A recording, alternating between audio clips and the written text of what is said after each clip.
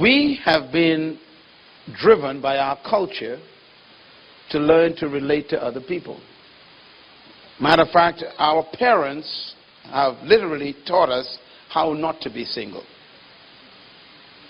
Our parents emphasized the idea that we should get along with people, get along with the other kids, get along with them neighbors, get along.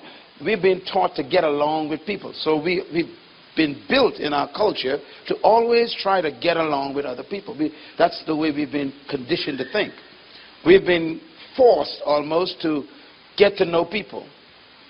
And so we grow up in a culture where there's a contradiction, because we want to get to know people, but we don't know how to get to know people. We need the baby to take out for a minute, please, because they're recording this. Thank you very much.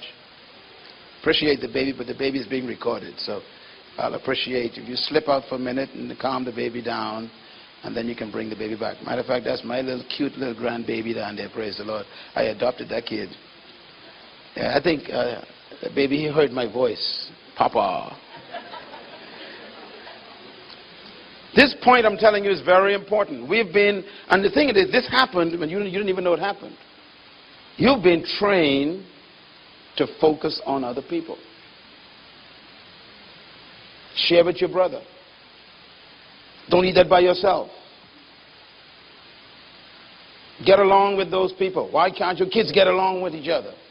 And everything is conditioned on other people. And that's why we're not equipped to have relationships. Here's why. Because the most important relationship in life should not be interpersonal relationship. But that's what we've been taught. Get along with your neighbor. Get to know people. Go out, girl. Move around. Get to know some people, boy. And we've been pushed. But the most important relationship is the other one. It is intrapersonal relationships.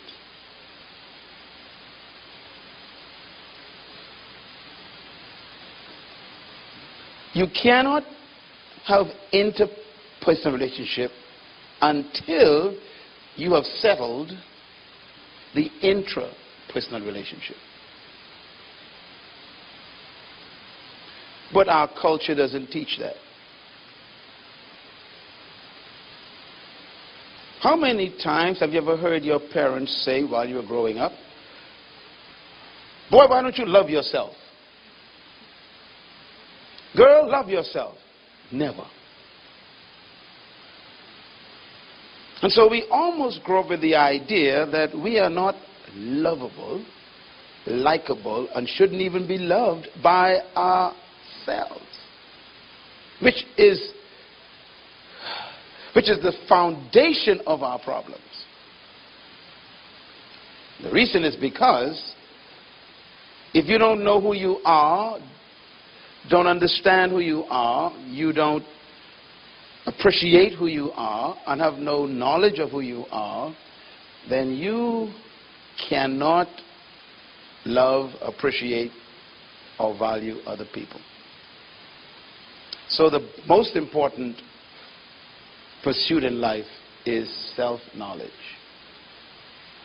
And this is what singleness is all about. Singleness is about finding yourself, loving yourself, valuing yourself, putting the highest estimation on yourself, accepting yourself, understanding yourself, and then appreciating yourself so much that now you can share yourself with someone else. But our cultures don't teach that. Now, let me give you 5 things to write down. People think that they need to get married to be fulfilled. And this is the pressure part of our culture. If you are 35 and you ain't married, they think something's wrong with you. Maybe you are homosexual. Maybe you're a lesbian. What are you doing? And especially if your friends are girls or boys like yourself, they begin to think all kind of funny things. In other words, they almost think that if you ain't married, you are strange. You are awkward. This is dangerous and it's wrong. You don't need to be married to fulfill God's will. Let no one put you under that pressure. Don't allow anyone to suggest to you that unless you are married, you can't fulfill God's purpose. Marriage is not a requirement for fulfilling your purpose. As a matter of fact, marriage is designed only for earth. And what I mean by that is you will discover in the biblical culture that Jesus was very specific when they asked him about life after death. He said in the afterlife there is no marriage nor giving in marriage. So everybody say thank you, Jesus. Let me tell you why, because some of you can't wait to get rid of that person. Imagine living with them forever and ever. Boy, that's a depressing experience. So thank God it's only for earth. So marriage is really a temporary agreement between two people to live in a context of holy covenant. But it's not a requirement to fulfill God's will. And why is that important? That means that you should get busy fulfilling God's will. Stop looking for someone to marry. Let them find you. I know that sounds simple and maybe it's tough for you, but I have discovered that if you don't do that, you're going to do some dumb things. You're going to make some dumb decisions. So don't feel pressured that you have to wait for someone before you get busy with God's will. Point number 4, failure in marriage can derail your purpose in your life. Not only is marriage not necessary to fulfill God's purpose for your life, but it might interrupt the purpose. How many people you know were doing well until they got married? I mean, they were on focus. They got their life in order. They were serving God. They were building their business. They had a good situation going, building their house. They were on a target. And then they got married to some bum or some girl who don't know what she wants. And then life just messes up. It happens often. So marriage itself could be a destructive experience. So don't think that marriage is all that they paint it up to be. Believe me, marriage is a very dangerous thing. There's some in this room who could tell you the dangers that they've been through, the stress. So I want to relieve you from that pressure. And number 5, it is better to be unmarried and happy. Say yes, Seagulls. Come on, go with me here. Yeah, boy, I tell you. Some folks are married right now and they wish they was you. You hear them say free at last? They say free again, great God Almighty, let me be free again. But they say loose goat don't know how tie goat feel.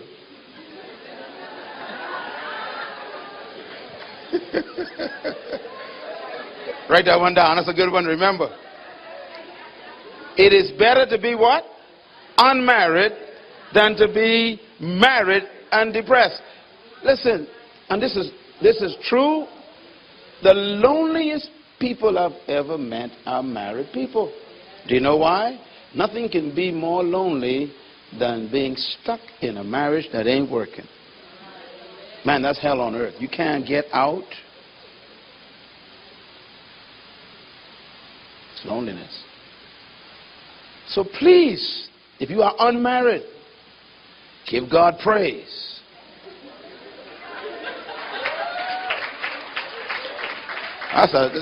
Y'all ain't excited yet, man. Don't rush into stuff that people can't wait to get out of. So don't pressure yourself into that. Write this down. Divorce is not the unpardonable sin. The reason why I put that there, because sometimes people go through a bad experience and they do experience divorce and then they feel like their life ain't going to work anymore.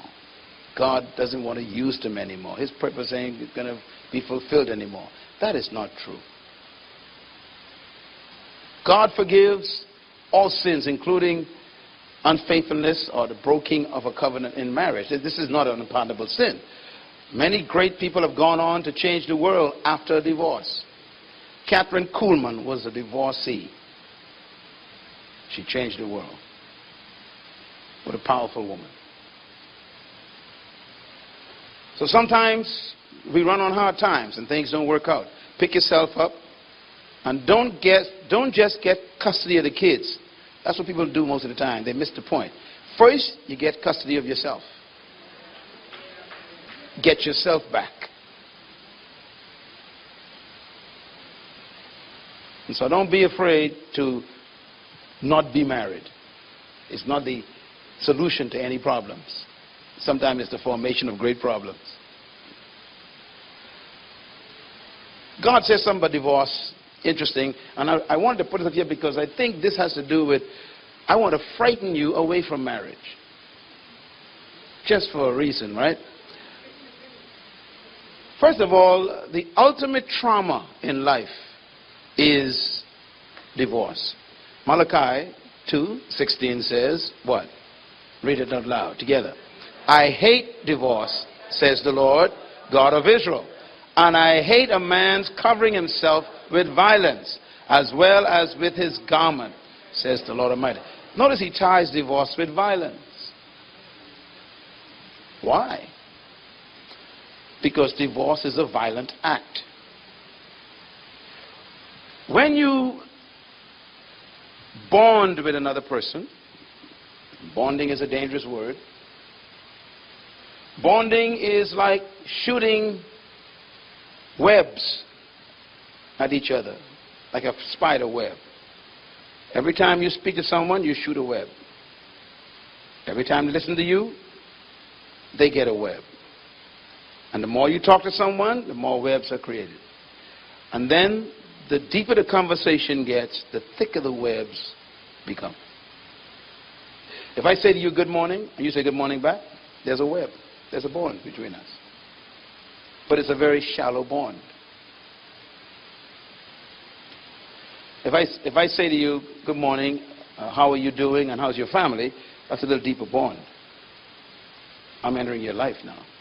And if I ask you, okay, how is your children, how's your oldest child? Now I'm getting into a deeper bond.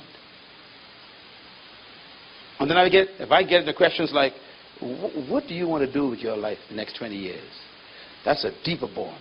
I'm prying into your destiny now. What are the things that really hurt you the most in your life? That's a deeper bond. See, and you got to be careful who you bond with and what questions you ask. Because there's certain relationships you got to keep them at the thin level. You don't want to get too deep. Like if you're married, you got to be careful what you ask other people of the opposite sex.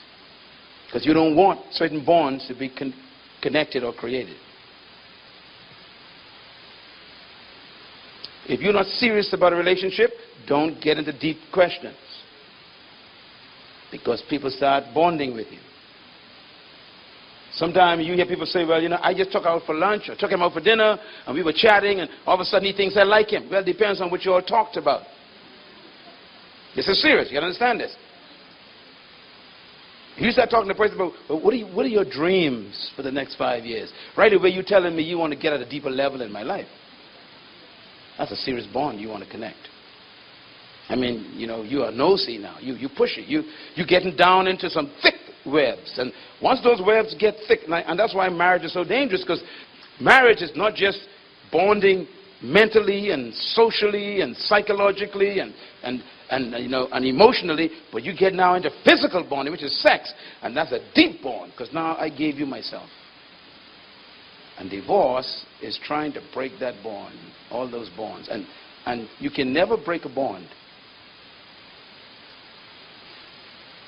If you are bonded at that level, and sometimes it's even not even marriage, you might be going along with someone for 5 years. You all been, you know, close to each other, and you've been courting or whatever you call it for 5 years. There's some thick bonds in there. You isolated yourself from other people to bond with this person.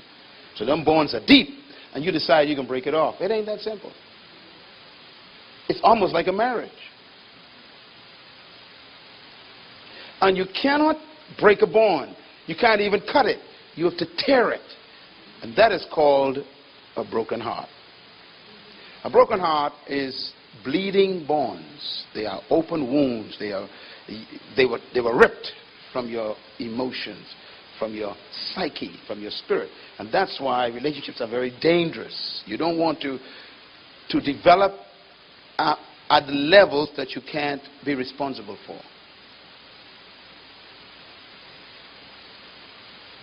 And that's why God says, I hate divorce. Divorce is traumatizing. It's the ripping of two people's bonds apart. No lawyer can give you a divorce. Impossible. No judge can give you a divorce. Impossible. What they give you is a piece of paper. They cannot give you an emotional divorce. That's why when you leave the classroom, all hell breaks. I mean, when you leave the courtroom, rather, all hell breaks loose after that for months. Because it ain't as simple as you thought. And if kids are involved, the bonds are twice as thick. So he's saying, before you even get into marriage, think about this.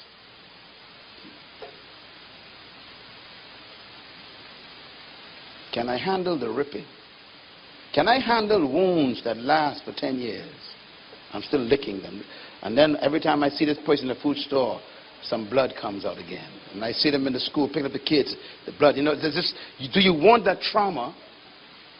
Or would you rather just be happy until you find the right person that you ain't never going to get divorced from? That's what he's talking about. That's the violence part of it. It's violent to get a divorce. And some of you divorcees in the room know what I'm talking about. It is violent. It upsets your life for years. And so the question is, why does God hate it? He hates it because there's no cure for the broken heart.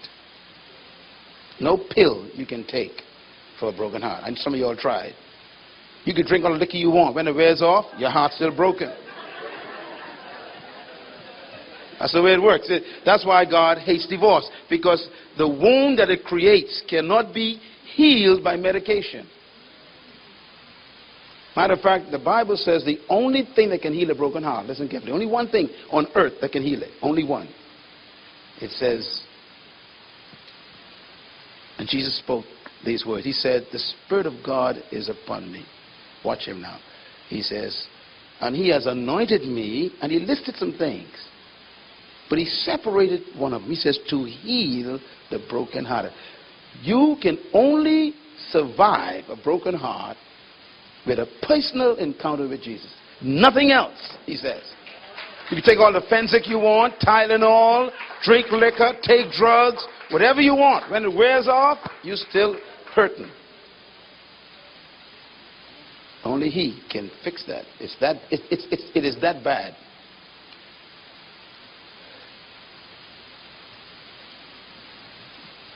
God says, I hate divorce, but he doesn't hate the divorcee. So you are loved, my dear. You've been through a rough life. It's been tough. But it's okay. He still loves you. He never wants you to experience that thing again. And that's why a single seminar is so important. Again, my purpose for this few minutes is to talk you out of marriage. I want you to settle into the idea, look, let me not rush into this thing anymore. Let me settle into being single right now. Because some of you all coming here looking for someone. I know, weekend, looking. Listen, calm down. Ain't nothing wrong with that, but you know, that's not your priority right now. Yeah? Divorce is tragic because divorce is the death of a relationship. It's actually a death. And the same thing that happens when a family member dies happens to you when you get divorced. The same emotional problems, the same psychological experience. It's the same. Because something died. It's traumatizing. And so you go through the very same experiences. It's just like physical death.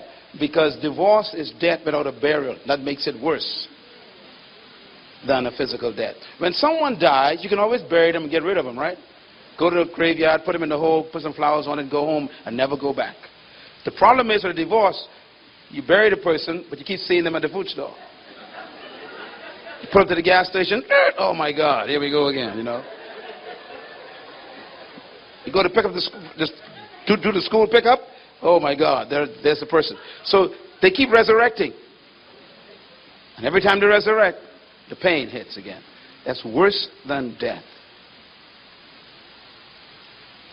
So you don't want to have that kind of life for the rest of your life. It's very, very tough. And that's why God says he hates for anyone to experience divorce. Now, why do we talk about that? Because it's impossible to get a divorce unless you are married. So I'm building something here. The greatest and most horrific trauma is divorce. It's worse than physical death. But you can't experience it unless you are married. So marriage is the prerequisite for divorce. It's impossible to get a divorce without marriage. And marriage, therefore, is only possible where two single people get together. So you can see the connection here. Eh? If you don't want to experience a divorce, you don't get married. If you don't want to get married, you stay single. Now, if you get married as two single people, you get marriage now. If it doesn't work, you're heading toward a divorce court. So the foundation of all of that is singleness. And that's why being single is the most important pursuit in life. Matthew 19, one of my favorite statements. Jesus said these words. They asked Christ a question. Is it lawful for a man to divorce his wife for any and what? Every reason. That's the Bahamians now, boy. They get divorced for any reason. You look at me funny, I go into the courtroom. You burn the food, forget that. That's it. It's out. That's it. You know, people just getting divorced for all kind of stuff today. He answered them, haven't you read that at the beginning, the Creator made them male and female? He ignored the question and went back to the recipe. They asked him about divorce. He went back to something different. He went back to male and female. He said divorce is not the problem. Divorce is a symptom. Something went wrong with the product that fell apart. And the product fell apart because the ingredients that were used were not right. Do you see the connection? Divorce comes from marriage. Marriage comes from male and female. He says if you have a divorce issue, it's because if you go down to the lowest denominator, something was wrong with the ingredients. If your cake is salty, what happened? Come on, tell me. You put salt in it before you bake it. In other words, it ain't the cake. Don't blame the cake. It's what you put in the cake. So the ingredients determine the product. We keep wanting the perfect cake and putting a lot of salt in the flour when we mix it.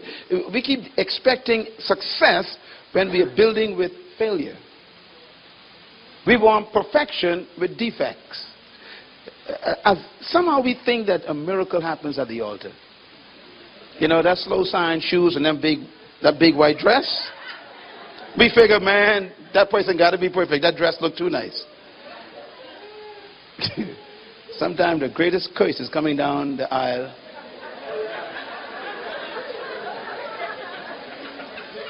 Or sometimes the biggest demon is waiting there with...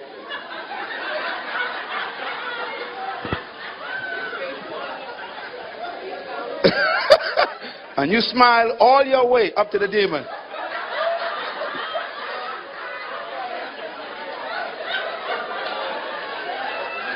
And your Father who loves you hands you over.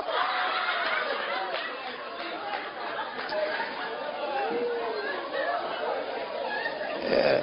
Nothing changes in that church. Nothing.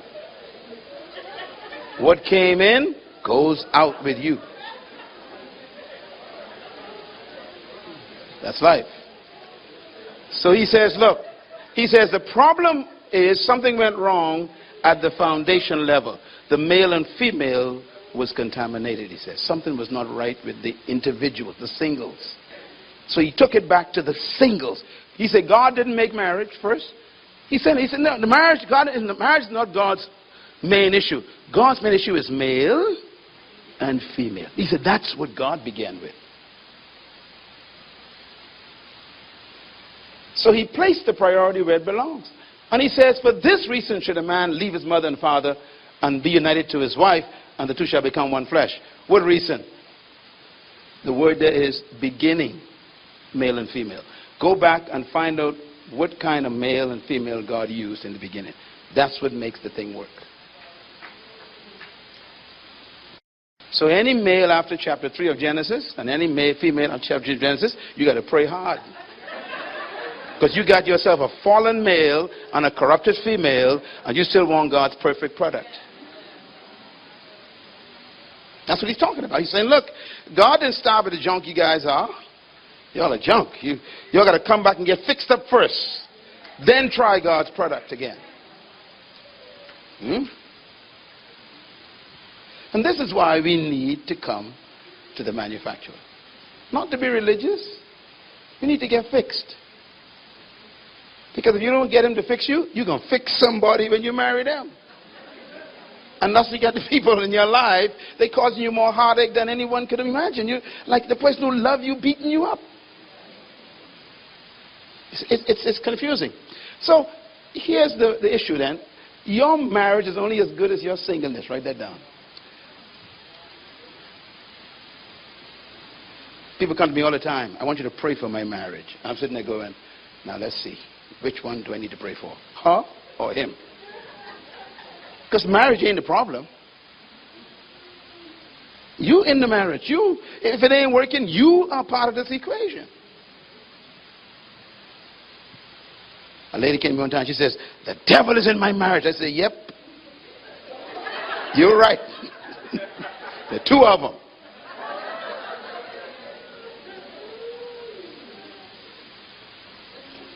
You bring to the marriage what you are as a single. No more, no less. So don't walk around pretending that this thing is his fault or her fault. Listen, even in relationships, I'm not talking about, let's jump back from marriage a little bit. Let's go back just to relationships. Here you are, you meet somebody, and you all have an interest in each other. But listen, it's still the same thing. Whatever you bring to the relationship, that's what it is. Whatever the other person brings, that's what it is. There ain't no mystery in this. So you don't think, well, because we come together, then there can be something better that we create. No. Whatever you are, that's what you create. So it's more important for you to make sure you bring the best to the relationship. Which means that you got to become the best before you bring the best. So you focus on yourself to become the best. So that when you work on you're together with someone, you bring the best contribution to them. A lot of people are defects, not assets. They will devalue you by association. They will destroy your value. So here's what I think. Marriage is like an omelet. It's only as good as the eggs. I always say this because I think it gives us a clear picture. No matter how much you want the omelet to work, it's only as good as the eggs in it. So you can pray over an omelet all you want. It depends on the eggs you use. Omelets are determined by the quality of the eggs. Marriage is like the omelet. It's already together. So the question is, what made this omelet? I told you all about an experiment I did years ago, but boy, my mom fussed me with that one. I intentionally took an egg and I took a pin and I cracked the top of it with a little hole. Because when you crack an egg, put a hole in it, bacteria get inside and it rottens the egg. I didn't know eggs smell so stink until that day. It's the foulest scent you want to smell. Because an egg is actually a dead animal. So I cracked this egg and it was stink. I put it in the refrigerator. You couldn't smell it, because it was still cool. I was shocked to find out that the good egg was completely overtaken by the rotten egg. And the omelet was completely stink.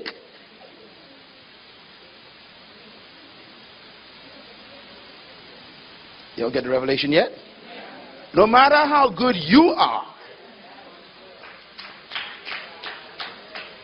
if the other person has cracks in their character, bacteria in their emotions, they got germs in their psychology, and they smell in their when you crack with them, they win. Somehow we get this idea that after we get married, I'm going to change this person. Doesn't work, does it? No. So the best thing to do is don't crack at all. Don't be unequally yoked up with other people. But here's the worst part of the egg. Once you have an omelet, you can never get eggs again. And that's the ripping part. You can never be separated like you was. Do you know that folks in this room who are divorced are still carrying their old marriage with them? It stays with you. Your history is you.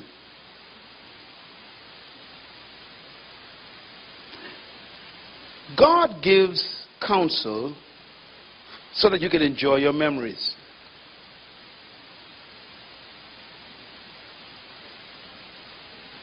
Comprende? When God gives you an instruction or a command, he may even give you a warning. He's really protecting your memory.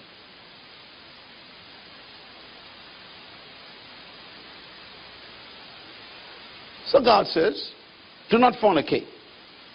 That means don't have sex with anybody you ain't in covenant with in marriage. Now, he doesn't explain a lot. He's protecting your memory.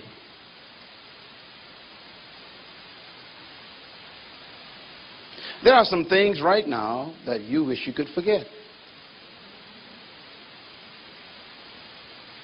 And they're not pleasant. High school. College. Sorry, I didn't mean to take you back there, but you see what I'm saying? So when God says don't do certain things, he loves you so much, he don't want your memories to be a problem. He wants you to enjoy your memories. Because he knows what kind of creature he made. You carry your life with you. So make sure it's one that you want to carry.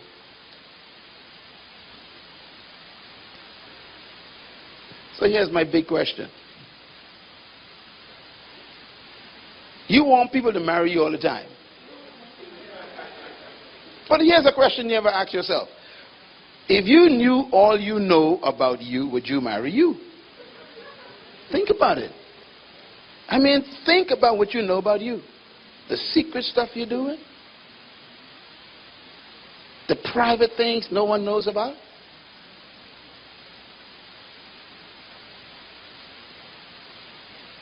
It's amazing how we want people to just take this thing with them. Take me home to you, with you. Well, what is you? Not who, what is you? What is this I'm getting here? Would you marry you with all those habits you get? Spitting in the basin while you're brushing your teeth? All messed up with spit. I mean, you want someone to live with that? Your bad breath in the morning, Jesus, Lord have mercy. You take this breath home, baby. Take it home. You know, what you mean, take it home? And you see, you know, humans are strange. They always look good in public. Look how nice you dress. I wonder how you look at 2 a.m. in the morning. I don't know. You take your shoes off. You know, take my shoes with you, baby. Take my toe jam home with you. We just take it for granted folks want to marry us. Are you the kind of person that I could enjoy living with for 90 years? Think about it. Prepare yourself to do that for someone.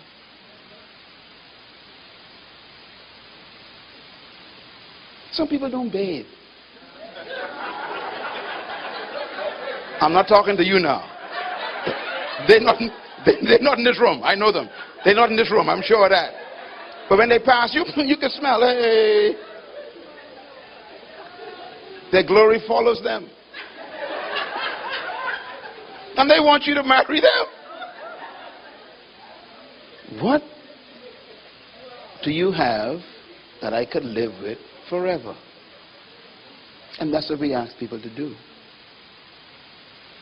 So, take care of your life first. Matter of fact, here's another question. Could you live with you for the rest of your life? I think that's why he's trying to find someone, because you can't handle it. Like, this is too much burden for me. I got to share this mess with somebody else. But we never think about these things, do we? We're like, hey, you know, you love me. You will love me. I promise you will love me if you take me home forever. No, they won't. Mess them people's lives up. Are you a gift or are you a curse?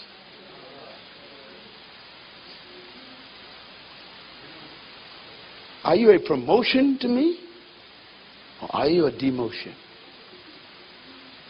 What is it that you have that will improve my life? Stay single until you get that all sorted out. Because that's what singleness is. It's about finding yourself. Here's one to remember, and I call this myth, you know. This is a myth. People think that being single is a bad thing. But it's not a singles problem that you have. It's being single. That's your problem. In other words, we use this term single and we throw it around. We don't even know what it means. You know, say, I'm tired being single. You ain't never been single.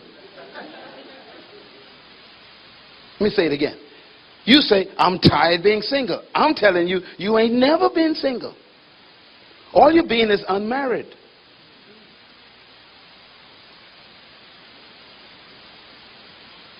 They're different. You want to be single. You don't want to stop being single. So we confuse the two. We think that our problem is that we're not married. Well, you're right. Never confuse single with being alone. The word alone means to be exclusive. That means you're all the only one of your kind. That's not true. There are a lot of males, a lot of females in the world, so you're not alone. Now, you might be lonely, but you're never alone. Loneliness is a sign of a problem. Matter of fact, singleness is a state to be pursued, not avoided. And to be single should be the goal of even the married person. Because it is the singleness that keeps your marriage together.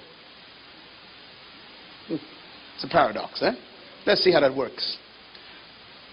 The principal issue is being unmarried, not being single. Never confuse unmarried with being single. A lot of people think that they are single, you know, they're suffering from singleness or something. No, you're suffering from unmarriedness.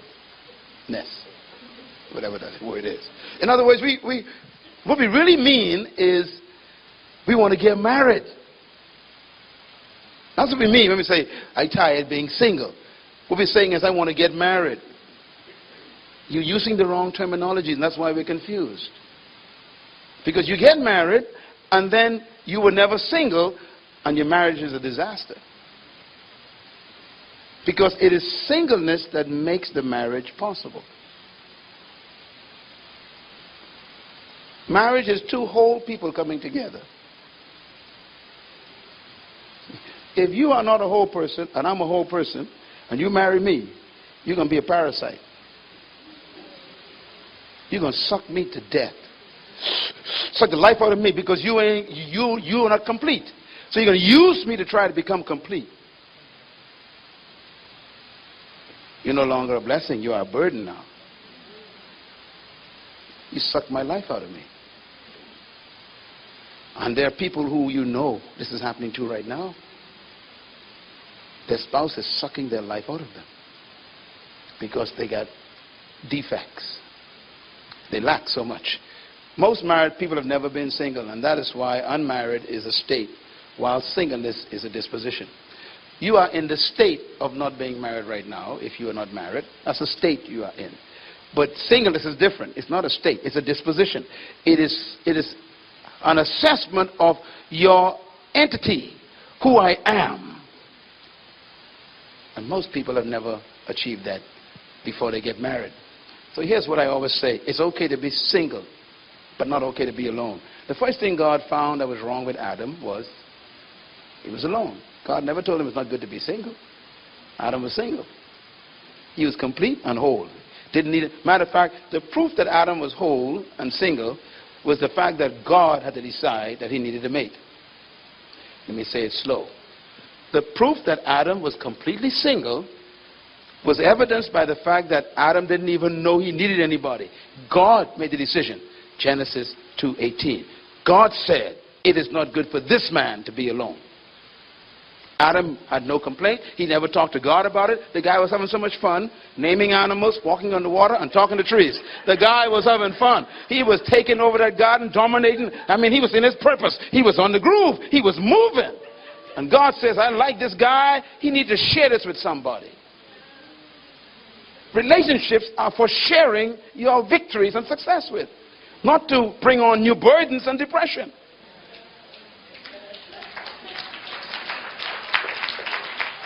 I mean, let's be honest. Let's be honest. If you know somebody is stupid, dumb, aggravative, I mean, frustrating, they got all kind of disease in their bodies. Would you marry them? But you do. You just don't know until it's too late.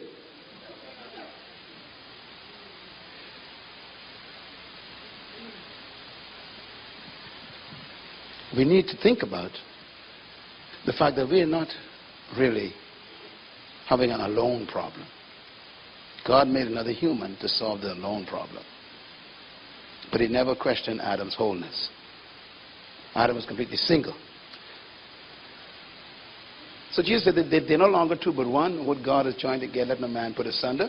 Anyone who divorces his wife, except for adultery, of course, and marries another woman, commits adultery. And the disciples said unto him, if this is the situation between a husband and wife, it's better not to marry.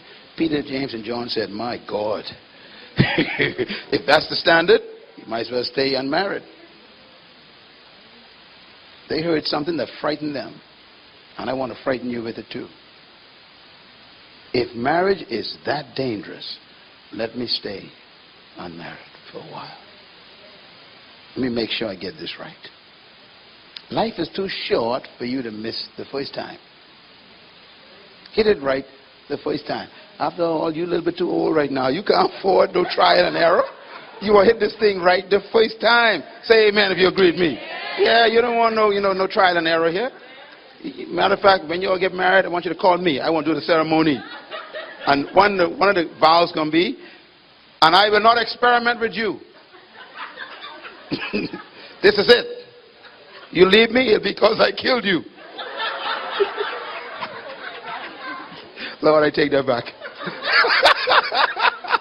Woo, Lord help me. Look at how he closes the thing. Jesus said, not everyone can accept this word about marriage. Only those for whom it has been what? Given. In other words, not everybody can handle this standard. It's tough to become single. Take your time, because if you jump before you are completely whole and separate and unique, you're going to have problems. Not everybody is ready for this, he says.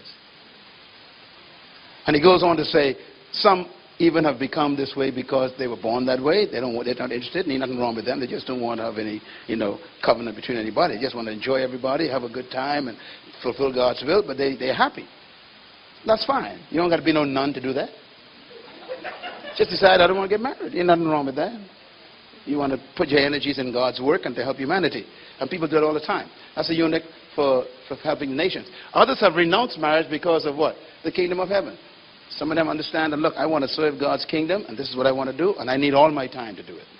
I can't share my time with nobody. So that's a decision you can make. Ain't nothing wrong with that. And look at it. Jesus is recommending it, actually. So marriage is not a requirement to fulfill God's will. So don't you feel pressure. You go to here tomorrow, I don't want you to feel no pressure at all. Don't let nobody pressure you. It's okay to be who you are right now and enjoy every minute of it. The last part, he says, the one who can accept this, let them accept it. Can't do it, don't touch it. So here's what I want to close on. Singleness is the most important state of human development. Singleness is the foundation of God's human family. He only made one human, and everyone came out of that one human.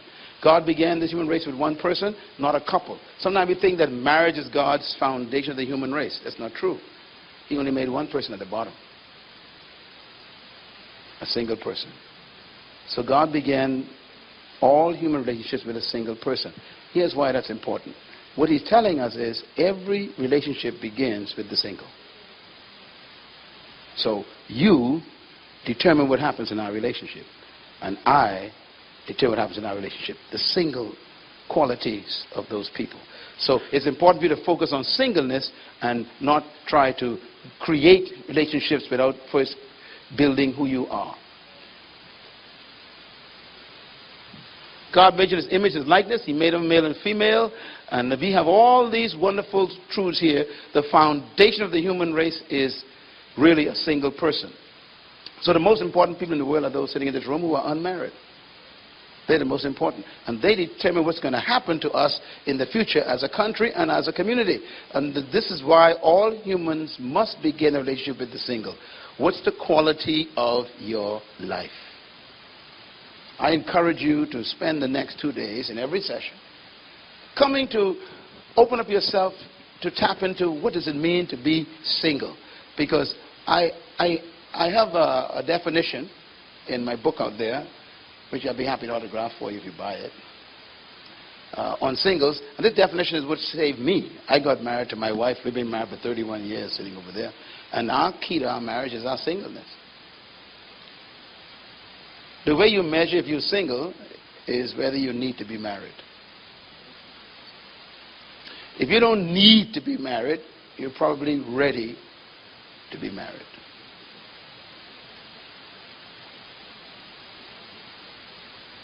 Get it?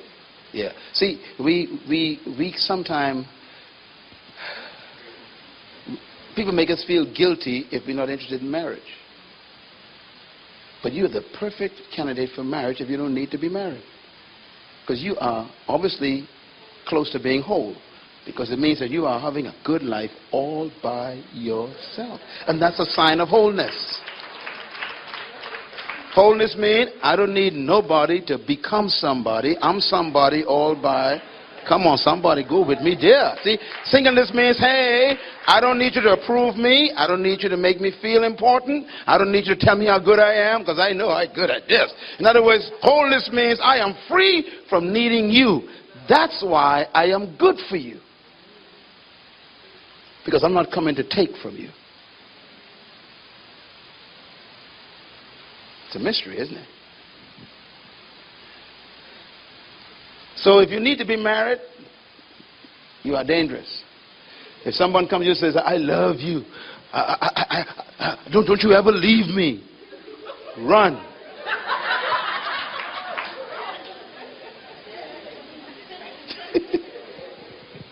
People say, you know, ever since you came into my life has been changed. And you know, I just want to thank God for you. They get really spiritual, you know. I want to thank God for you. I prayed for you all my life. And boy, I'm so glad you answered all my prayer. You know, boy, what is this? They're putting pressure on you.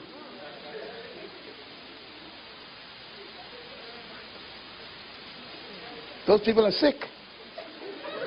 And you got to watch them ones who with them prophecies. You know, the Lord told me that I was going to marry you. You know, I got a dream last night. And the Lord spoke to me and says that the guy's name would be John. And listen, stop lying. If you like the fella, tell him that, but don't lie on prophecy.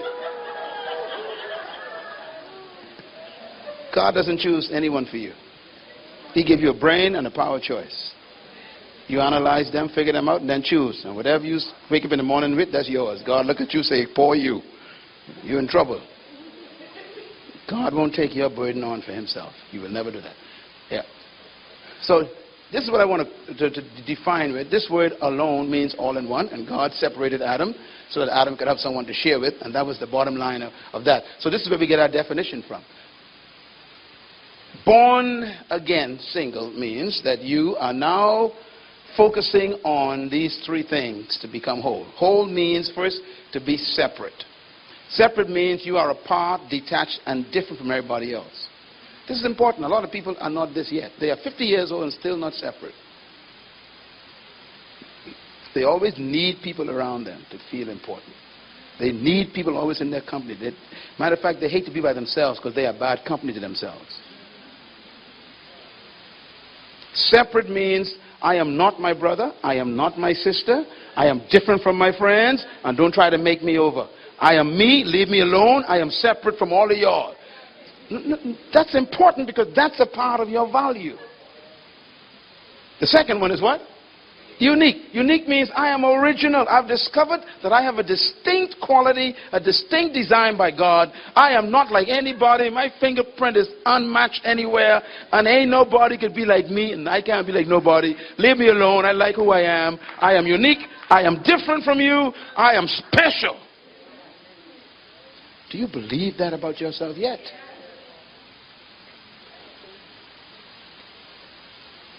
And the last one is what?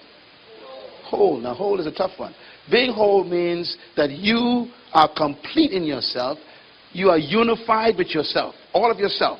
Your body, your mind, your spirit are all connected. You are in love with your whole self. It also means that you are one with yourself. That means you don't need anyone to complete you. This is so important, especially in the Bahamas culture, where we've been taught that this is my better half. Boy, that's a dangerous statement. This is my better half?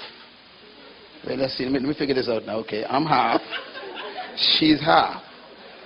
So I was half all these years. So now when I meet her, we both whole. And so what happens is I try to make sure I take as much from you as possible to become whole. You try to take as much from me as possible to become whole. So for 30 years, we keep fighting, trying to rob each other of each other. And that's why when we get a divorce, you jump off the bridge. Or you can't go to work. Or you become insane. Why? Because you're half a person.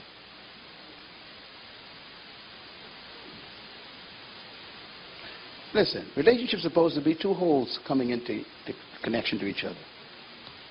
If you and I are whole, I was trying to find a glass. I was doing my glass and water thing here. But if you are whole, let me tell you what the beauty for it. My wife, this works for us. My wife doesn't need me. And that's good for me. And I don't need her. We really don't. We can live apart and be happy. Okay? Now watch this. But we decide by covenant to live together. Now, if I'm whole, so I'm going to measure myself like a glass of water. Okay? I'm full. Come, baby, stand here. All right? Now, my wife is standing next to me, and she's also full. All right? So we are two full people, totally full. That means whatever I do for her, it's not because I'm trying to get something. Why? I'm full. Whatever she does for me, it's not because she needs something from me. Why? She's full. So whatever I give her is overflow. It's me saying, look, I don't need nothing. I just want to do this because I want to do this. Love is a decision to share with someone. But if she's half full, and I'm half full, then I can turn it upside down and pour inside of me and put it back. Bam. What's wrong with her? Empty. She said, baby. She grabbed me. What's wrong with me now? Empty. And for 30 years, we keep fighting each other, trying to become whole. Because we're not single. Yeah. Her coming into my life is an overflow. You don't love someone because you need something from them.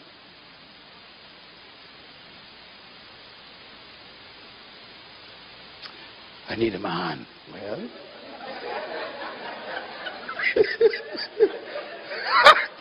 I better stop right there. Let me drink some water.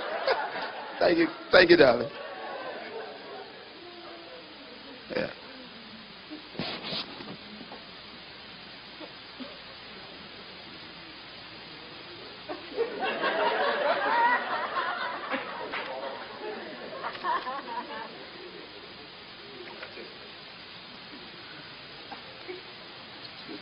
Drink it all in.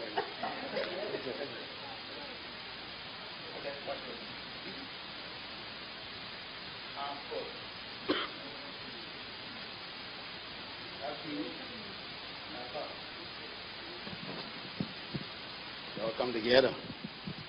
All right. So Tom meet Jane. Cedric meet Maybelline.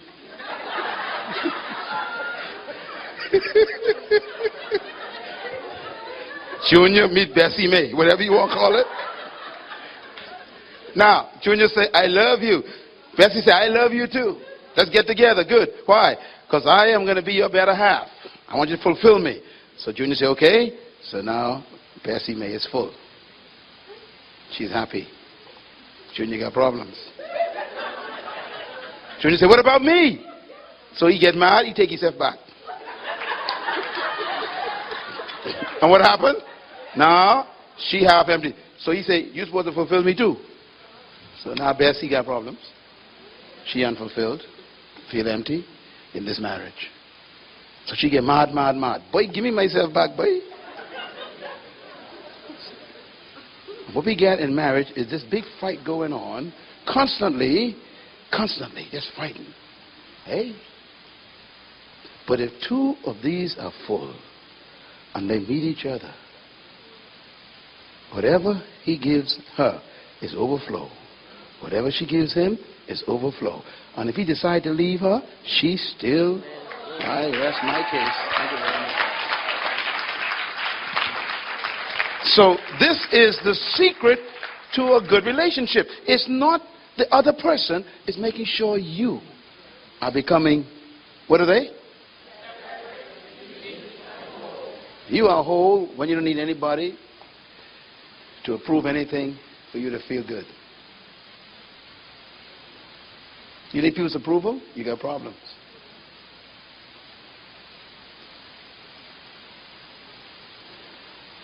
You take your girlfriend shopping with you, right?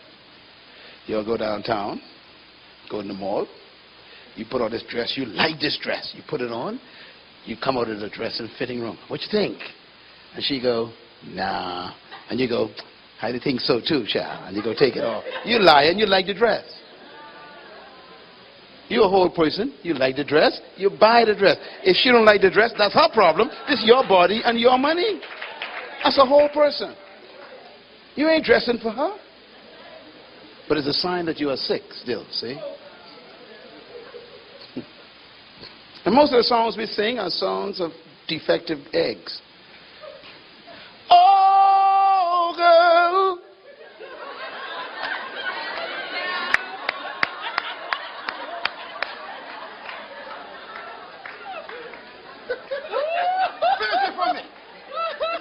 I'll be in. I thought y'all was saved, man.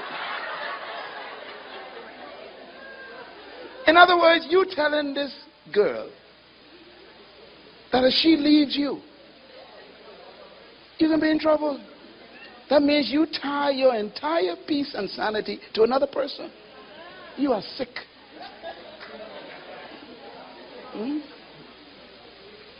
If you leave me now, you take away the deepest part of me.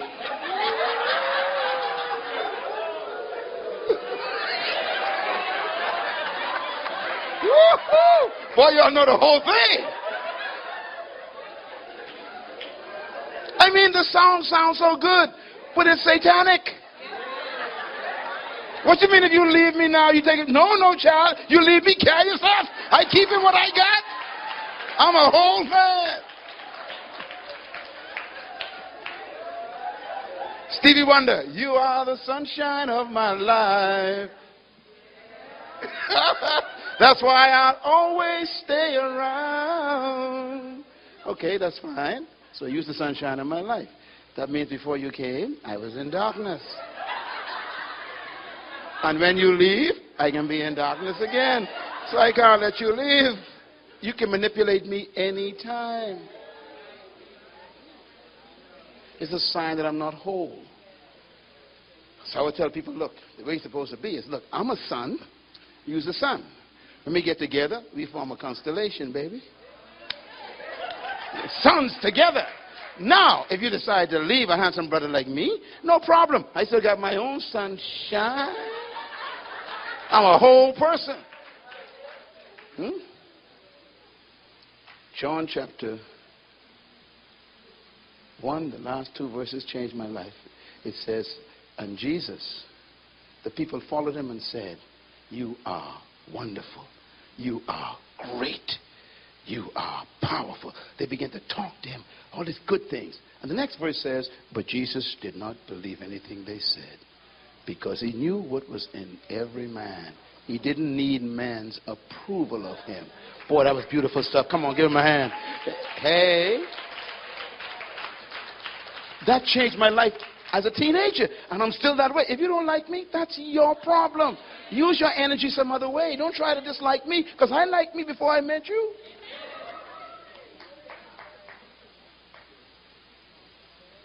If you're full, you can be a blessing.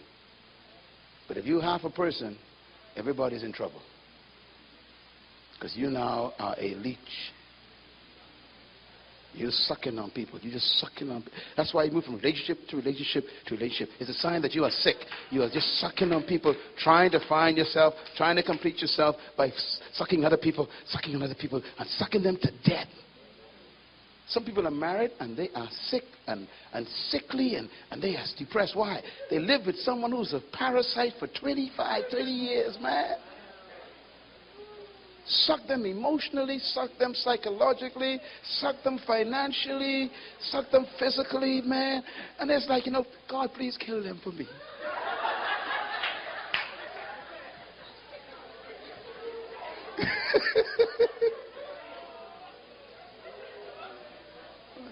I don't want to talk about that. I just want to close with this.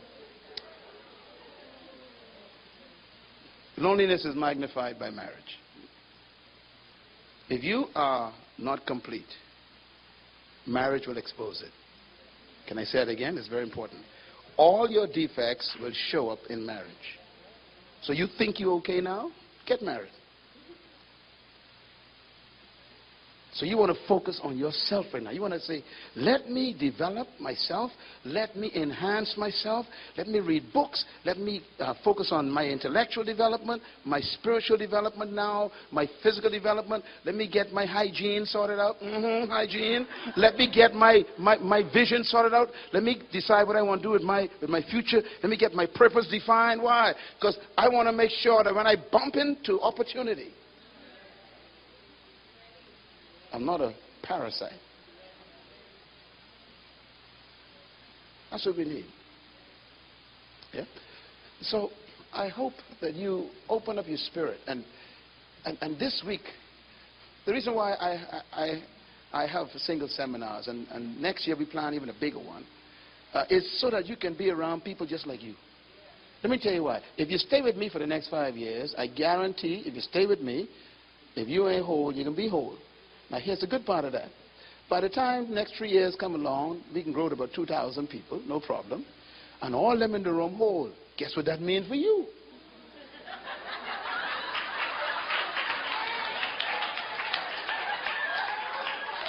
Plenty to pick from, child. Right now, I know it's tough because you can't find nothing much. So what I'm going to do, I'm going to create them for you. Give God a hand. We can fix this up. We can make this big time. You can walk in a place and say, let's see which one I want. Let me see. Because all them hold. Anything you can't miss. Because they've been through the process. Say amen loud. Yeah, man, because the stuff you got around you, I know, man. All kind of parasites all over the place. Tough to find a real plant. Parasites everywhere. That's why some of y'all ain't married yet. Because you can't find no real plant. And that hurts me because y'all are so good. Y'all are good people, man. Look at this young lady. Good woman. I can fix you up next year. In the name of Jesus. People need choices that are quality. I was telling Brother Kirk on the today, a lady wrote one thing in Facebook. She said, you know, it's so difficult to find. I don't trust no man no more because, you know, I got hurt and stuff. I said, look, if you're shopping in a store and you can't find what you're looking for, go to another store. That means you got to move around a little bit. You know, come to more events like this. You bump into futures. And you see, what's important to do is you want to bump into people who are going where you're going. If they're going toward wholeness and you meet them, you're on the same road. So you don't want to be picking up all kind of junk and then try to make something out of it. That's too much hard work, you know. It's hard work. Eh? That's why I'm proud of you being here. You being here tonight, man, it makes me so proud. But and guess what now? I'm telling you now, if your boyfriend here with you, girlfriend here with you, boy, I'm glad for you all tonight. Because you all getting information you can't pay for. Come on, clap so no one can look at you. Yeah? That's too much stuff. Okay, I just wanted to repeat this before we go. Everyone read the number one. Read. When you're single, here's what you can do. Read. Manage your time. Number two. Number three. Number four. Number five. Manage. Number six. Number seven. Manage your 8. Number 9. Number 10. Number 11. And number 12. That's what you can do when you are single. You can't do none of them when you're married. Because now you got distraction. So don't use your time looking for somebody. Use your time becoming somebody.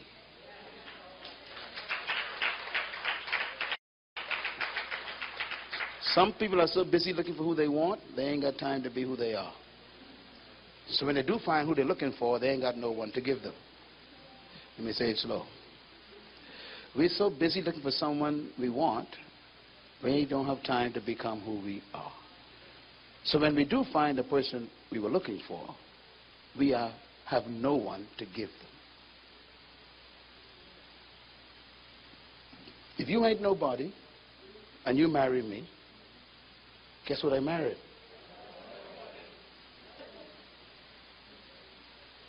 So you got to become somebody, your value.